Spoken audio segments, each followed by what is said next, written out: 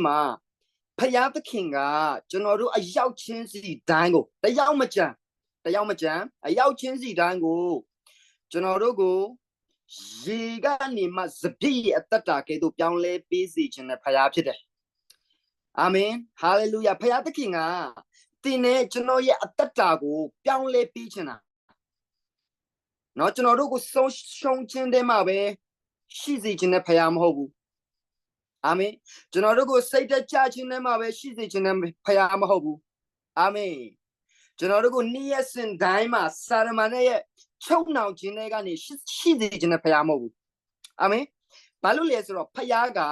တင်းရဲ့အသက်တာကိုပြောင်းလဲပေးစေခြင်းတာအာမင်တင်းရဲ့အသက်တာကရေအစောကပြောသလိုပဲရေကနေစပြည့်ရေတစ်ခွက်ပဲရိုးလေးပဲအရသာလည်းမရှိဘူးရေကတောက်လို့တော့ကောင်းတယ်အမောပြေပေါ့နော်ဒါပေမဲ့အဲ့ဒီတရားမပါတဲ့နော်ဘာမှမရောထားတဲ့ရေတစ်ခွက်ကနေမှစပြည့်ရေအသက်တာကဲ့သို့ဖယားသခင်ကတင်းရဲ့အသက်တာကိုပြောင်းလဲပေးစေခြင်းတာဖြစ်တယ်အာမင်ဒါကြောင့်တင်းရဲ့အသက်တာကိုသင်ကအမြဲတမ်းငါတော့ဒါနဲ့ပဲတန်တယ်ငါရဲ့ဘဝကတော့ဒီလောက်ဆိုရင်ရပြီငါရဲ့အသက်တာကဒီလောက်ဆိုရင်ငါသေပြောပါပြီဆိုတဲ့အရာဒီအတွေးခေါ်တွေကိုတော့သင်ထုတ်ဖို့လိုတယ်အာမင်ဘုရားသခင်ကသင်ကိုအဲ့ဒီနေရာမှာပဲမရှိစေခြင်းဘူးအာမင်ဘုရားသခင်ကသင်ကိုဟိုအောက်ဆုံးဆိုတဲ့နေရာကိုရှိစေခြင်းနဲ့ဘုရားမဟုတ်ဘူးဘုရားသခင်ကသင်နဲ့ကျွန်တော်ကိုဦးကောင်းဖြစ်စေခြင်းနဲ့ဘုရားဖြစ်တယ်အာမင်ကျွန်တော်တို့ကိုချီးမြှောက်ခြင်းနဲ့ဘုရားဖြစ်တယ်ဟာလေလုယာဒါကြောင့်ကျွန်တော်တို့ကျမ်းစာဖတ်ရအောင်ပထမဆုံးအနေနဲ့ကျွန်တော်တို့ရှင်ယောဟန်အခန်းကြီး1အငယ်1နော်ရှင်ယောဟန်အခန်းကြီး1အငယ်1မှာကျွန်တော်တို့အငယ်1နဲ့2မှာပေါ့နော်ကျွန်တော်တို့ဘာတွေ့ရလဲဆိုတော့3ရက်မြောက်သောနေ့၌ဂါလိလဲပြည်ကာနာမြို့တွင်မင်္ဂလာဆောင်ပွဲကိုခံကြစဉ်ထိုပွဲ၌ယေရှု၏မေတော်ရှိယေရှုနှင့်တပည့်တော်တို့ကိုလည်းထိုပွဲသို့ခေါ်ပင့်ကြ၏တဲ့အဲကျွန်တော်တို့ဒီနေရာမှာဘာတွေ့ရလဲဆိုတော့ယေရှုနဲ့သူ့ရဲ့တပည့်တော်တွေကိုကာနာမြို့မှာရှိတဲ့မင်္ဂလာဆောင်ပွဲမှာဖိတ်တယ်ဆိုတဲ့အရာကိုကျွန်တော်တို့တွေ့ရတာဖြစ်တယ်အဲ့တော့ကျွန်တော်စဉ်းစားကြည့်ရအောင်ဖိတ်တယ်လို့ပြောတဲ့အခါအဖိတ်ခံရတာကိုဟာကိုနော်လာတာမဟုတ်ဘူးနော်ကိုဟာကိုနော်တီးလုံးတန်ကြားလို့ဘောက်တန်ကြားလို့ဝါတီဆွဲမယ်ဆိုပြီးပြေးသွားတဲ့အဖွဲတွေမဟုတ်ဘူးနော်မင်္ဂလာဆောင်ရှိလို့ဆိုပြီးတော့မှငါတို့သွားရင်တော့စားမှာပဲဝက်သားတွေအဲ့လိုကြားလို့သွားတာမဟုတ်ဘူးအထူးအဖိတ်ခံရတဲ့သူတွေဖြစ်တယ်အာမင်အဲ့တော့ဘာလို့ဖိတ်လဲဆိုတော့နော်ယေရှုရဲ့အချိန်မှာအယံနာမည်ကြီးတယ်အယံနာမည်ကြီးတဲ့အခါမှာသူများတွေကမြင်ခြင်းနဲ့တွေးခြင်းနဲ့ဒါကြောင့်ယေရှုကိုဖိတ်တယ်ကျွန်တော်ပြောပြမယ်ဒီနေ့မှာဖယားသခင်ကတင်နဲ့ကျွန်တော်ကိုမျက်နှာပေးခြင်းနဲ့ဖယားဖြစ်တယ်အာမင်ဟာလေလုယာအစွမ်းနဲ့ကျွန်တော်ပြောသလိုပဲသင်ကိုဖိတ်တဲ့သူရှိတယ်မှရှိမယ်ဒါပေမဲ့တင်ဒီနှုတ်ကပတ်တော်ဖတ်ပြီးတဲ့အခါမှာတင်ဟာအဖိတ်ခံရမဲ့သူဖြစ်တော့မယ်ဆိုတာကျွန်တော်တို့သိရတော့မှာဖြစ်တယ်အာမင်ဒါကြောင့်ကျွန်တော်ပြောပြမယ်ဖယားသခင်ကကျွန်တော်တို့ကိုမျက်နှာပေးခြင်းနဲ့အာမင်အထူးမျက်နှာပေးခြင်းနဲ့သူဖြစ်တယ်ဒါကြောင့်မို့မျက်နှာလို့ပြောတဲ့အခါမှာသူများနဲ့မတူဘူးအခွင့်အရေးလည်းမတူဘူးအာမင်ဒါကြောင့်ကျွန်တော်ဒီအရာကို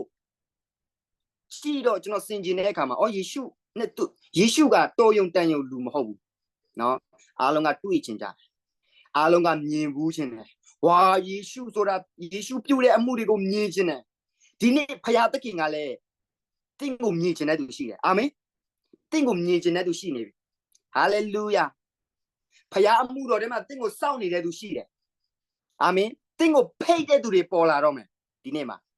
အာမင်တင်အမှုတော်ထဲမှာသွားတဲ့အခါမှာအရင်ကတင်ဘဝကနော်ဟိုနောက်ကျကြံနေခဲ့ပြီမဲ့တင်အခုချိန်မှာဟာလေလုယာဖယားကတင့်ကိုမျက်နှာပေးတဲ့အခါမှာဟာလေလုယာတင့်ချိန်ရောက်လာတင့်ကိုဖိတ်တဲ့သူတွေပေါ်လာတော့မယ်အာမင်ဒါပေမဲ့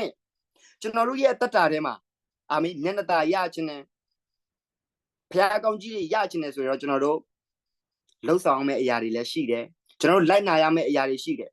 အာမင်ကျွန်တော်တို့ဒီလိုအေးဆေးနေလို့တော့မရဘူးအာမင်ဒါကျွန်တော်ဆက်ကြည့်ရအောင်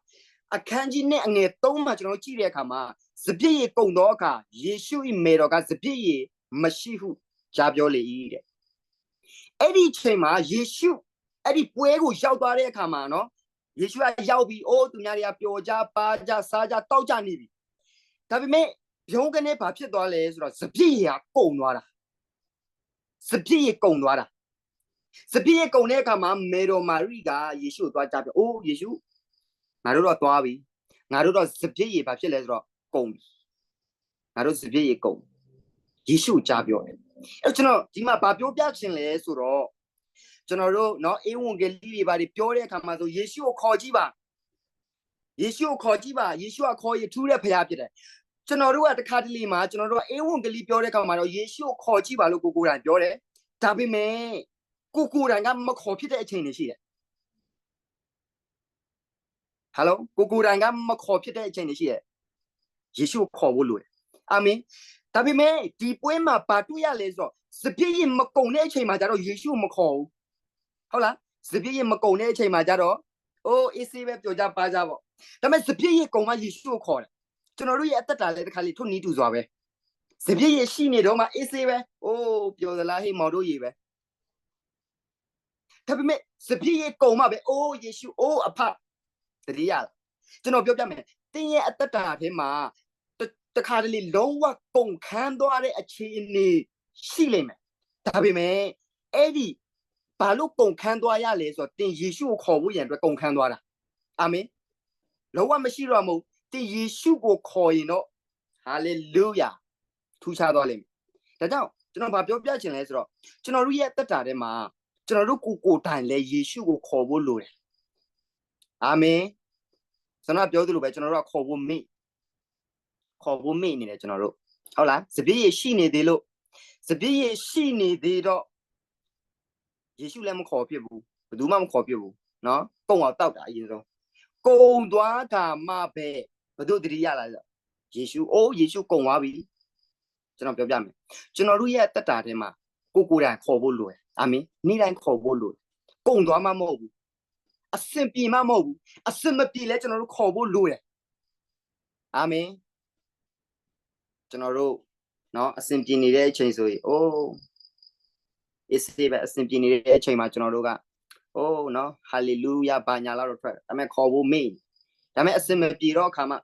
ဖျက်ခဲ့ပါဖျက်ခဲ့ပါဖျက်မဆပါဖျက်လောက်ပါကျွန်တော်တို့ကဒီလိုဖြစ်တယ်ဒါပေမဲ့ကျွန်တော်ပြောပြမယ်အစင်ပြေသည်ဖြစ်စေမပြေသည်ဖြစ်စေကိုတိုင်ခေါ်ဖို့လိုတယ်เนาะကျွန်တော်တို့ကအေဝံဂေလိဟောတဲ့ကောင်ယေရှုကဟိန္ဒူခေါ်လဲထူးတယ်ခရစ်ယာန်ခေါ်လဲထူးတယ်ဗုဒ္ဓဘာသာခေါ်လဲထူးတယ်ဘသူခေါ်ထူးတယ်ဒါပေမဲ့ကျွန်တော်တို့ကတော့ခေါ်ဖို့ပြောတယ်ကျွန်တော်တို့ကိုယ်တိုင်ခေါ်ဖို့မေ့နေ no ကျွန်တော်ပြန်ခေါ်ဖို့လိုတယ် hallelujah စပြည့်ရေအိုးပဲမောက်3လုံး4လုံး5လုံးပဲရှိခေါ်ဖို့လိုတယ်အာမင်ဒါကြောင့်ဒီနေ့မှာကျွန်တော်ဒီကျမ်းစာကိုကျွန်တော်တို့ကြည့်တဲ့အခါမှာကျွန်တော်တို့ယေရှုကိုခေါ်ဖို့လိုတယ်ဆိုတာပြန်ပြီးတော့မှတတိပေးတဲ့အရာကိုကျွန်တော်တို့တွေ့ရတာဖြစ်တယ်အာမင်ဒါကြောင့်ကျွန်တော်ရဲ့တက်တာထဲမှာကျွန်တော်ကိုတိုင်ပြန်ပြီးတော့မှနေ့ရက်စင်တိုင်းမှာခေါ်ဖို့လေယေရှုယေရှုအာမင်ဟာလေလုယာယေရှု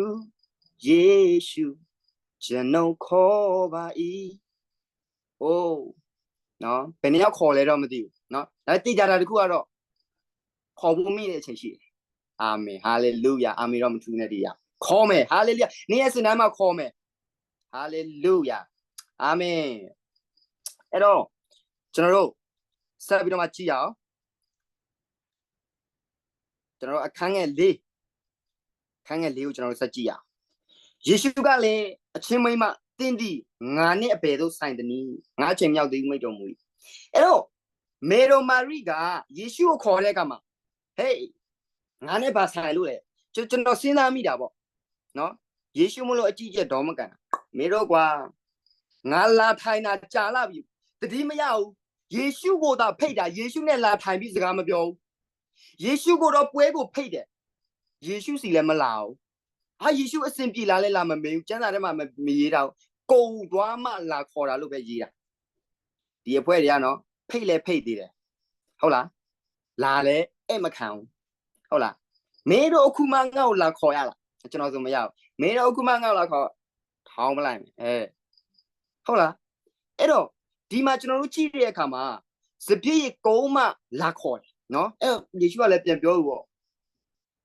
ငါနဲ့အဖေတို့ဆိုင်တနည်းမေးတော့ကွာနော်ငါလာထိုင်တာကြားလာပြီစပြည့်ရကုန်းမှငေါ့တတိရတယ်ဟုတ်လားစပြည့်ရကုန်းမှငေါ့တတိရတယ်ဒါကြောင့်မို့ကျွန်တော်တို့အသက်တာထဲမှာအစွမ်းနာပြောသလိုပဲစပြည့်ရမကုန်းမချင်းကျွန်တော်တို့တတိမရအောင်ဒါကြောင့်တင်ကတတိရသွားအောင်လို့ဘုရားသခင်ကစပြည့်ရကိုကုန်းစေတာ ဟာလေလုယာအာမင်ဒါကြောင့်သင်ကစပြည့်ရကုန်နေတဲ့အခါမှာသင်ဝမ်းနေဖို့မဟုတ်ကျွန်တော်ပြောပြမယ်သင်မှာအကုန်လုံးကုန်ခန်းသွားပြီအိုးဘုရားသခင်ကျွန်တော်မှဘာမှမရှိတော့ဘူးတုံးရလည်းမရှိတော့ဘူးအိုးဘာဆိုဘာမှမရှိတော့အလုတ်ကလည်းပြုတ်ပြီအိုးဘုရားသခင်ကျွန်တော်စားစရာလည်းမရှိတော့ဘူးကျွန်တော်နော်လှုပ်စရာအလုတ်လည်းမရှိတော့ဘာဆိုဘာမှမရှိတော့ဘူးစိတ်သက်ကြဖို့မဟုတ်ဘူးယေရှုယေရှုကျွန်တော်ခေါ်ပါ၏အဲ့ဒီအကြောင်းရေးကြောင်းဖြစ်တယ်ကုန်သွားတယ်ဆိုတာကသင်ချက်ရှုံးသွားတာမဟုတ်ဘူးသင်ခေါ်ဖို့ယေရှုကိုခေါ်ဖို့အိုးမဟုတ်ဘူးဖယားသခင်ကငါသူ့ကိုခေါ်ဖို့ငါစပြည့်ရည်တွေကိုကုန်စေတာဖြစ်တယ်အာမင်စပြည့်ရည်ကုန်သွားတာကြရှုံးသွားတာမဟုတ်ဘူးဆုံးရှုံးသွားတာမဟုတ်ဘူးစိတ်သက်ကြစရာမဟုတ်ဘူးယေရှုကိုခေါ်ဖို့ဖြစ်တယ်အာမင်အဲ့ဒီတမ်းဘက်မှာကျွန်တော်ကြည့်တဲ့အခါအိုးယေရှုထိုင်တာမှကြာလာပြီလာလဲစကားမပြောလာလဲမခေါ်ပဲနဲ့စပြည့်ရည်ကုန်တာအိုးယေရှုအိုးစပြည့်ရည်ကုန်ပြီဘာညာပေါ့နော်လာခေါ်အဲ့တော့ကျွန်တော်တို့ခေါ်ဖို့လိုတယ်အာမင်ကျွန်တော်တို့ရဲ့တက်တာထဲမှာယေရှုကိုဘာလုပ်လဲဆိုတော့ခေါ်ဖိတ်တယ်ကျွန်တော်ရဲ့တက်တာထဲမှာကျွန်တော်တို့ပြောင်းလဲသွားတဲ့သူတရားအနေနဲ့ဆိုယေရှုခရစ်တော်ဘုရားလိုက်ဆိုတယ်ကျွန်တော်ရဲ့စိတ်နှလုံးထဲမှာကိုရောနေရာပေးပါတယ်ယေရှုခရစ်တော်ဘုရားကိုကျွန်တော်ရဲ့အသက်သခင်ကယ်တင်ပါရှင်အဖြစ်ယုံကြည်ခေါ်ဖိတ်လက်ခံပါတယ်ခေါ်ဖိတ်ပြီးသွားပြီခေါ်ဖိတ်ပြီးပြီဒီအထက်ကလိုပဲယေရှုကိုပွဲကိုခေါ်တာကိုအသက်တာထဲမှာယေရှုကိုခေါ်ပြီဒါပေမဲ့ယေရှုနဲ့စကားပြောဖို့လိုတယ်နေ့တိုင်းမှာအာမင်ယေရှုကတော့ပွဲကိုရောက်လာတယ်ဒါပေမဲ့အဲ့ဒီမင်္ဂလာဆောင်လူလင်ပွဲမှာရှိတဲ့သူကလာပြီးမိတ္တာရမဖွဲ့လာစကားမပြောဘူးစပြည့်အကုန်မှလာစကားပြောတယ်အဲ့တော့ကျွန်တော်တို့လည်းယေရှုခရစ်တော်ကိုယ့်ရဲ့အသက်တာထဲမှာခေါ်ပိတ်လက်ခံတာဟုတ်တယ်ဒါပေမဲ့မိတ္တာရဖွဲ့ဖို့လိုတယ်နေ့တိုင်းမှာအာမင်ယေရှုနဲ့မိတ္တာရဖွဲ့ဖို့လိုတယ်ယေရှုနဲ့မိတ္တာရဖွဲ့ဖို့လိုယေရှုနဲ့စကားပြောဖို့လိုတယ်နော်ယေရှုကထိုင်တာနေတာနေရတာသူနဲ့စကားမပြောတော့သူလည်းပြေးမှာပေါ့မဟုတ်ဘူးလား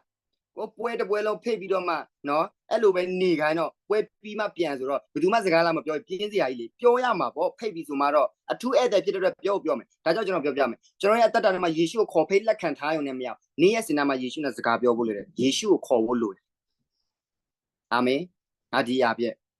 ကျွန်တော်ခေါ်ပေးခြင်းတာဖြစ်တယ်အာမင်ကျွန်တော်ငါးကိုစက်ကြည့်ရကျွန်တော်ငယ်ငါးမှာကြည့်တဲ့အခါမှာမေတော်ကလည်းသူစေခိုင်းသမျှတို့ကိုပြုကြလောဟုအစေခံတို့ကဆိုလေ၏တဲ့နော်အဲ့တော့စပြည့်ရေကုန်တဲ့အခါမှာကျွန်တော်တို့နော်မေတော်မာရိကမှာတယ်နော်အစေခံတွေကိုမှာနော်သူစေခိုင်းသမျှကိုပြုပါတဲ့စေခိုင်းသမျှပြောချင်တာသူခိုင်းသမျှသူပြောသမျှကိုလုပ်ပေးသူခိုင်းသမျှသူပြောသမျှကိုလုပ်ပေးအဲ့တော့ကျွန်တော်တို့ရဲ့တက်တာထဲမှာဖျားပြောတဲ့အရာဖျားခိုင်းတဲ့အရာကျွန်တော်တို့နားထောင်ဖို့လိုတယ်အာမင်တင်းရဲ့တက်တာထဲမှာဖျားဘာပြောနေလဲဘာလုပ်ခိုင်းနေလဲဘလို့ဖြစ်စေခြင်းလဲအဲ့ဒီအရာကိုတင်နားထောင်ဖို့လိုတယ်အာမင်ဖျားကတင်းကိုဓာတ်ရိုက်ပြောချင်မှပြောမယ်တင်းခေါင်းဆောင်အဖြစ်ပြောမယ်အာမင်တင်းနာခံဖို့လိုတယ်တင်းနားထောင်ဖို့လိုတယ်ဟာလေလုယာဒါကြောင့်မလို့ကျွန်တော်ပြောပြမယ်ကျွန်တော်ရဲ့တက်တာထဲမှာကျွန်တော်တို့ဖျားစကားကိုနားထောင်ဖျားခိုင်းတာကိုလုပ်ဖို့အရေးကြီးတယ်အာမင်ဒါကြောင့်တင်းရဲ့ခေါင်းဆောင်ကိုခန့်ထားပေးတယ်ဆိုတာလကားမဟုတ်အာမင်တင်နာခံမှုဖြစ်တယ်တင်လှုပ်ဆောင်မှုဖြစ်တယ်ဟာလေလုယာအာမင်ကျွန်တော်အခန်းငယ်6ကိုကြည့်တဲ့အခါမှာယူဒဘာသာလျောက်စင်ကြယ်ခြင်းအဖို့အလုံးကထိုအရက်၌2တင်း3တင်းခန့်ဝင်သောကြောက်အိုစီ6လုံးထားလျက်ရှိ၏တဲ့ယူဒဘာသာလျောက်စင်ကြယ်ခြင်းအဖို့အလုံးကတဲ့2တင်း3တင်းနော်ခန့်ဆက်နဲ့ကြောက်နော်အိုး6လုံးဒီမှာတွေ့ရတာဖြစ်တယ်ကျွန်တော်ပြောပြမယ်ကျွန်တော်တို့ရဲ့အသက်တာထဲမှာအစောနာပြောသလိုပဲစပြည့်ရည်တွေနော်အဲ့ဒါရှိနေတဲ့အခါမှာငါလုံနိုင်တယ်ငါဖြစ်နိုင်တယ်နော်ငါဆိုတဲ့အရာရှိနေသေးတဲ့အခါမှာခေါ်ဖို့မခေါ်ဖြစ်ဘူးအဲ့တော့စင်ကြယ်ခြင်းအဖို့လုံးကတင်ရှင်းထားဖို့လိုတယ်ငါရဲ့တော်ခြင်းနဲ့တင်ရှင်းထားဖို့လိုတယ်ငါဖြစ်နိုင်သေးတယ်ဆိုတဲ့အရာတွေတင်ရှင်းထားဖို့လိုတယ်စင်ကြယ်ရမယ်တင်နှလုံးသားစင်ကြယ်ထားဖို့လိုအာမင်အစောနာတင်ပြောတဲ့မာနတွေတင်စင်ကြယ်ထားဖို့လိုတယ်စင်တရှင်လောက်ဖို့လိုတယ်ဒီနေ့တရှင်လောက်ဖို့လိုတယ်အာမင်ဖခင်ယေရှုကအိုး6အိုးပြင်ဆင်ခိုင်းတာကျွန်တော်ပြောပြမယ်ဖခင်ကလေတင့်ကိုအများကြီးပေးခြင်းတယ်အများကြီးပေးခြင်းတယ်အာမင်အများကြီးပေးခြင်းတယ် အများကြီးပေးခြင်းလို့အိုးချအိုးပြင်ဆင်ခိုင်းတာဒါပေမဲ့ကျွန်တော်ပြောပြမယ်နော်တင်းရဲ့အသက်တာထဲမှာဖခင်ကတော့အိုးချအိုးပြင်ပါလို့ပြောရတာနဲ့တင်က3အိုးပဲပြင်ဖခင်3အိုးပဲပေးလို့ရမှာဟာလေလုယာ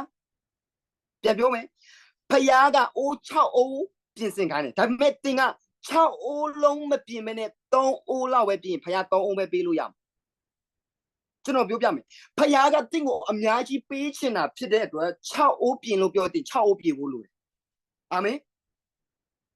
တင်းရဲ့နှလုံးသားထဲမှာတင်းရဲ့အထဲမှာတင်းတက်ရှင်လှုပ်ထားဖို့လိုတယ်စင်ကြယ်ထားဖို့လိုတယ်ဖခင်ကဖြည့်ပေးတော့မယ်အာမင်ဖခင်ကပေးတော့မယ်ဘာဖြစ်လို့ကျွန်တော်တို့ကရတဲ့လောက်မရတာလဲနော်ဖြစ်တဲ့လောက်မဖြစ်တာလဲဆိုတော့ဖခင်ပြင်ဆင်ခိုင်းတဲ့လောက်မပြင်ဆင်လို့ဖြစ်တယ်အာမင်ဖခင်ပြင်ဆင်ခိုင်းတဲ့လောက်မပြင်ဆင်လို့ဖြစ်တယ်ဟာလေလုယာဒါကြောင့်မို့ကျွန်တော်တို့စကားပေါ်ရှိမိုးရွာတော့နော်ရေခံတဲ့အဲ့တော့မိုးကဘယ်အချိန်ရွာပြီးတော့ဘယ်အချိန်တိတ်မလဲကျွန်တော်တို့မပြောနိုင်ဘူးကျွန်တော်ခံရင်ခံတဲ့လောက်တော့ရရေရှားတဲ့အရက်ကိုပြောတာပါဒါကြောင့်မလို့ကျွန်တော်တို့ရဲ့တက်တာနဲ့မှာဖခင်ကတင့်ကိုကောင်းကြီးဆိုရင်လည်းတိတိမမပေးခြင်းနဲ့ဖခင်မဟုတ်ဘူးကောင်းကြီးလို့ပြောလိုက်ကြီးကြီးမမကောင်းကြီးပေးခြင်းနဲ့ဖခင်ဖြစ်တယ်အာမင်ကျွန်တော်တို့ကဖခင်အပေါ်တန်တရားရှိတာလားတော့မသိဘူးเนาะကောင်းကြီးလို့ပြောလိုက်တေးသေးလေးပဲရိုက်ကြည်နေနေတဲ့ပေါ့ no ကြီးကြီးမမပေးခြင်းနဲ့ဖခင်ဖြစ်တဲ့အတွက်တင်းအထဲမှာတင်းခံယူတဲ့အခါမှာကြည်ကြည်ဝဝနဲ့ကြီးကြီးမမခံယူဖို့လိုတယ်အာမင်ဒါကြောင့်လို့ကျွန်တော်ပြောပြမယ်ဖခင်ကတင့်ဒီနေ့မှာအိုး6အိုးပြင်ပါ6အိုးပြင်ပါ6အိုးလုံးပြင်ပါ3အိုးပဲမပြင်နဲ့4အိုးပဲမပြင်နဲ့နော်3အိုးပဲပြင်ကျန်တဲ့3အိုးကနှမျောစရာကြီးဖခင်ထပ်ဖြည့်ပေးပါလေအာမင်ဒါကြောင့်အပြည့်ပြင်ပါဒါကြောင့်အစွမ်းပြောတာဖခင်ခိုင်းတဲ့အရာကိုကျွန်တော်လှုပ်ဆောင်ဖို့လိုတယ်ဆိုတာအဲ့ဒါပဲဖခင်နှုတ်ကပတ်တော်ကြားပြီးဆိုတင်လက်တွေ့လှုပ်ဆောင်အောင်မှာဖြစ်တယ်အာမင်လက်တွေ့လှုပ်ဆောင်တယ်ဆိုတော့ဖခင်ကအဆက်မပြတ်ဖြည့်ပေးမှာဖြစ်တယ်ဟာလေလုယာဒါကြောင့်မို့ဖခင်ဖြည့်ခြင်းဖခင်ရဲ့ဖြည့်ပေးခြင်းမရက်တတ်နိုင်တဲ့ဖြည့်ပေးခြင်းကိုလိုချင်ရင်ဖခင်စကားနားထောင်ဖို့လိုတယ်ဖခင်ခိုင်းတာကိုလှုပ်ဆောင်ဖို့လိုတာဖြစ်တယ်အာမင်ဘာလို့လဲဖခင်တင့်ကိုအဆက်မပြတ်ဖြည့်ပြီးတော့အာမင်ဟာလေလုယာနော်အဲ့တော့ကျွန်တော်အခန်းငယ်ခုမှာကျွန်တော်ကြည့်တဲ့အခါမှာယေရှုကလည်းဤရေအိုးတို့ကိုရေဖြည့်ကြဟုအစေခံတော်ကမိန့်တော်မူရဲ့ထိုသူတို့သည်ရှံမတက်ဖြည့်ကြ၏ရေအိုးတို့ကိုရေဖြည့်ပါတဲ့ဝေါဖခင်သခင်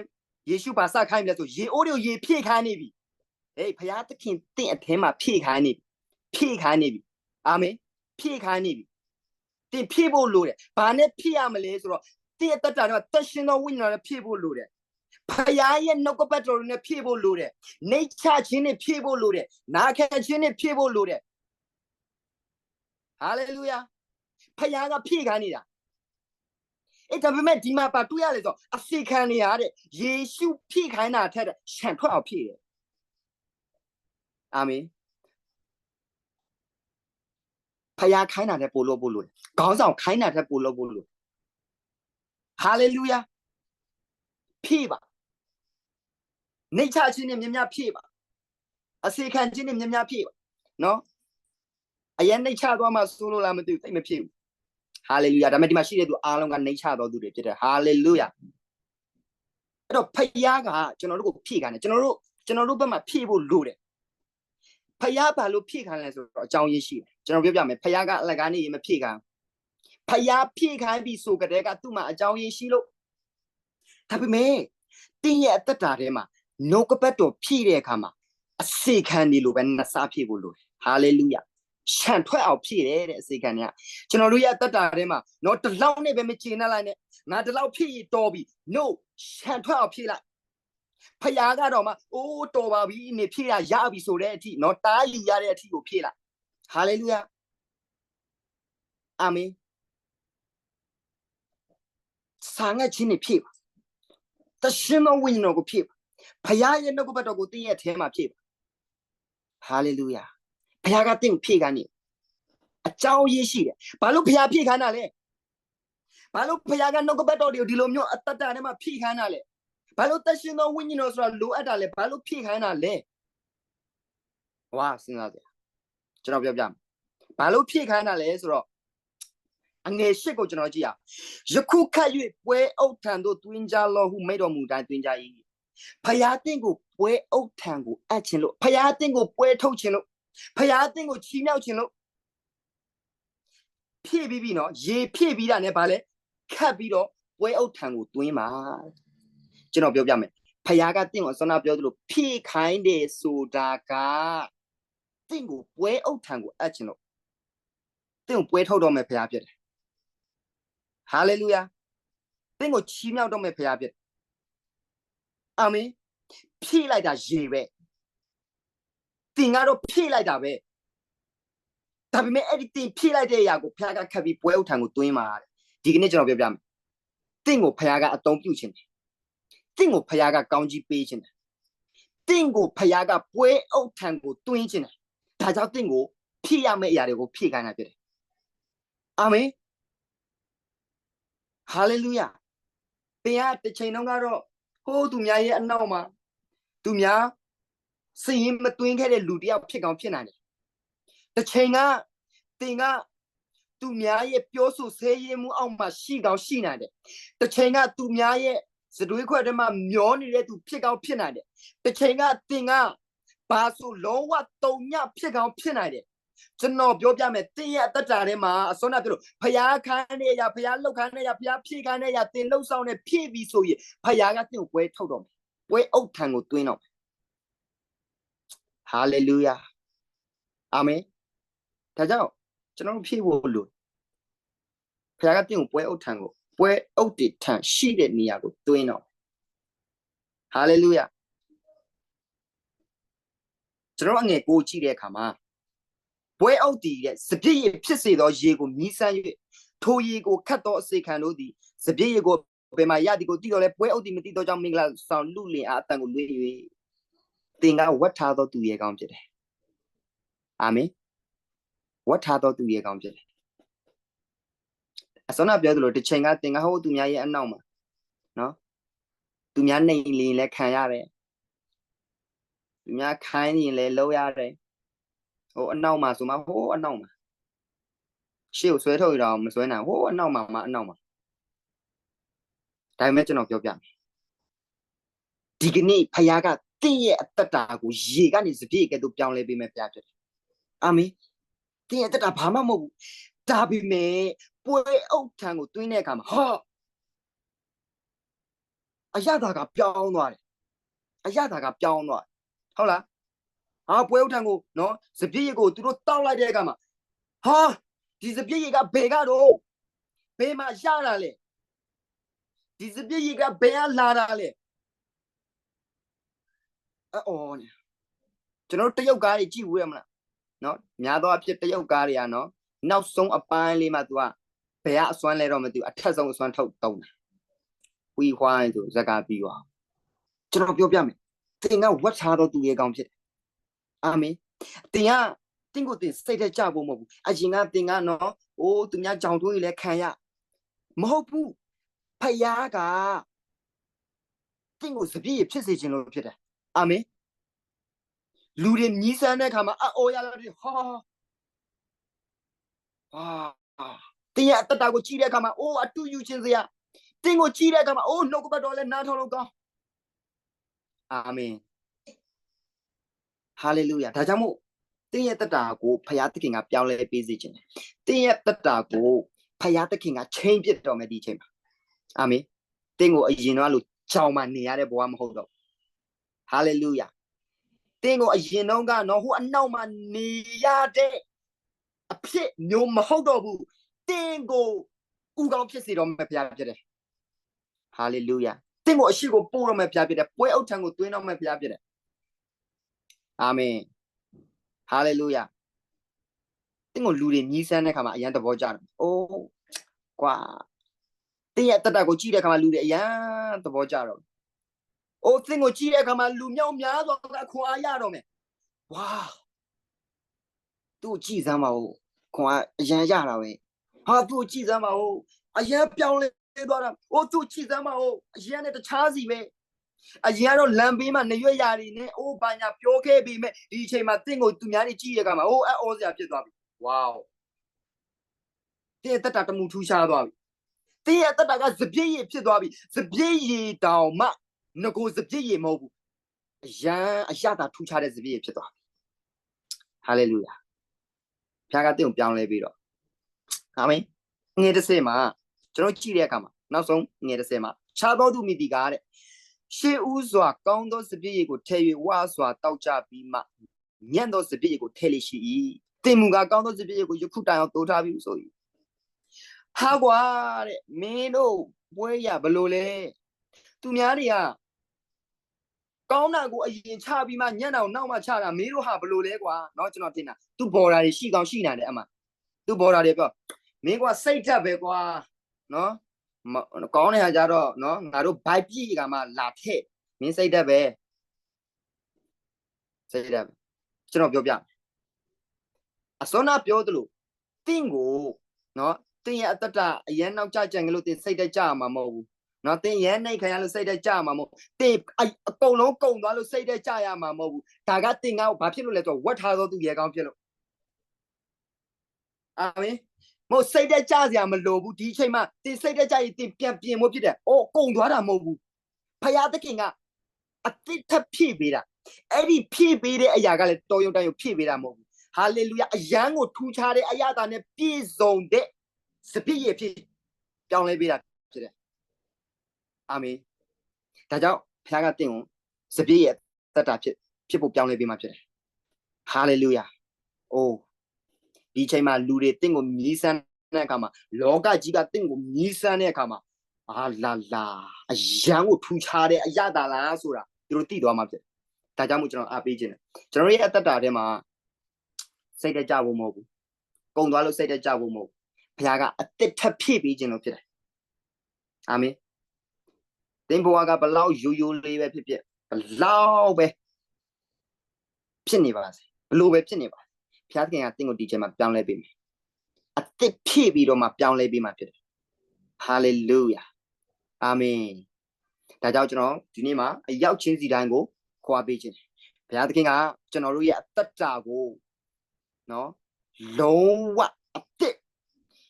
စပြည့်ရအရာတာအရန်ကောင်းတဲ့စပြည့်ရလူတွေမြည်စတဲ့ကမှာအိုးအရန်ကောင်းတယ်အိုးအရန်ထူခြားတဲ့အရာတာနဲ့ပြည့်စုံတဲ့အသက်တာကဲ့သို့ဖယားသခင်ကပြောင်းလဲပေးမယ်ဆိုတာကိုဒီညနေမှာကျွန်တော်ရောက်ချင်းစီတိုင်းခွာပေးချင်တာဖြစ်တယ်ရောက်ချင်းစီတိုင်းကိုဖယားသခင်ကောင်းချီးပေးပါစေ